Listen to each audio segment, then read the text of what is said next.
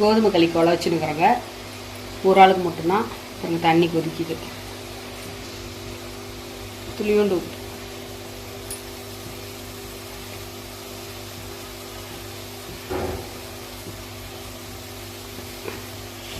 அரை கப் மாவு,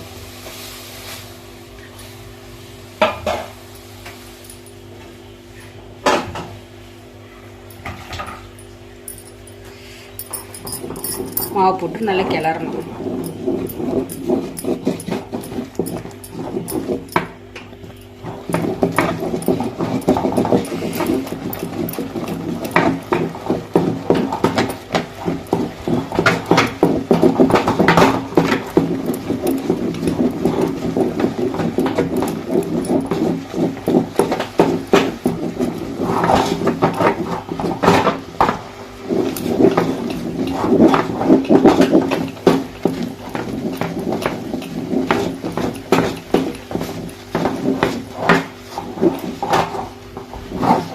கிளறினாலே வாசனையாக இருக்கும்.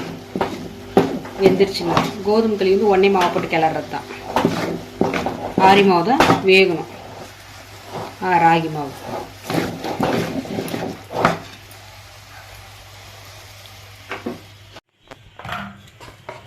கிளறியாச்சு.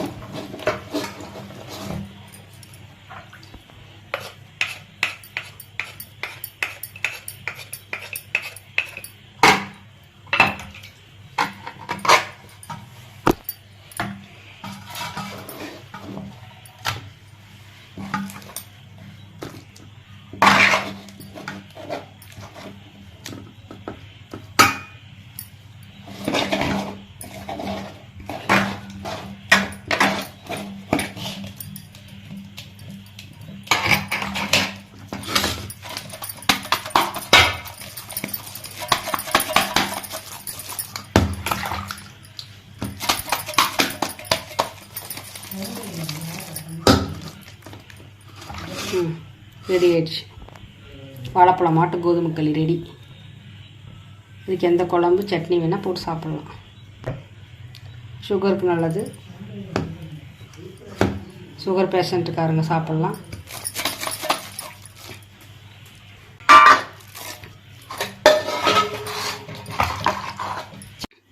இதுக்கு இன்றைக்கி நாங்கள் எங்கள் வீட்டில் செஞ்ச தட்டைப்பயிர் குழம்பு.